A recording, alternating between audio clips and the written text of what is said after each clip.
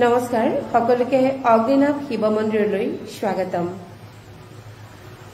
আজি শুক্ৰবাৰ আৰু এতিয়া শুক্ৰবাৰৰ ৰাজহুৱা বন্তি গছ প্ৰজ্বলন কৰিবলৈ লোৱা হৈছে। যিসকল ভক্ত ইয়াতে আহি উপস্থিত আছে আৰু যিসকল ভক্ত অনলাইন যোগে অগ্নিনাভ বাবাৰ সেৱা লয়, ভক্তসকলে মনৰ পৰাই সেৱা ল'ব পাৰিব।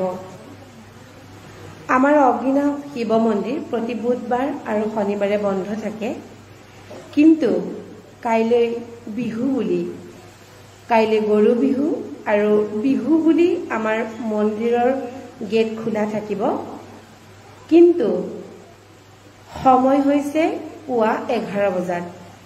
কাইলৈ 11 বজাত মন্দিৰৰ গেট খোলা হ'ব। যিহেতু গৰু বিহু, প্ৰত্যেকৰ ঘৰে ঘৰে বিহুৰ কাম বন থাকে, সেইবাবে আমাৰ কাইলৈ মন্দিৰ পুৱা 11 বজাত খোলা হ'ব। যিহেতু আমাৰ নিজৰ ঘৰতো গৰু আছে, গৰু গা ধুৱাব লাগিব, সময় লাগিব, গতিকে খুব সোনকালে মন্দিৰৰ গেট খোলা নহয়। সমূহ ভক্তবৃন্দক কথাষাৰ জনোৱা হ'ল, যিহেতু বিহু বুলি কোনো ভক্ত কাইলৈ আহিব পাৰে, সেইবাবে কথাষাৰ আপোনালোকক জনোৱা হ'ল। এতিয়া ৰাজহুৱা বন্তি গছ প্ৰজ্বলন কৰা হ'ব।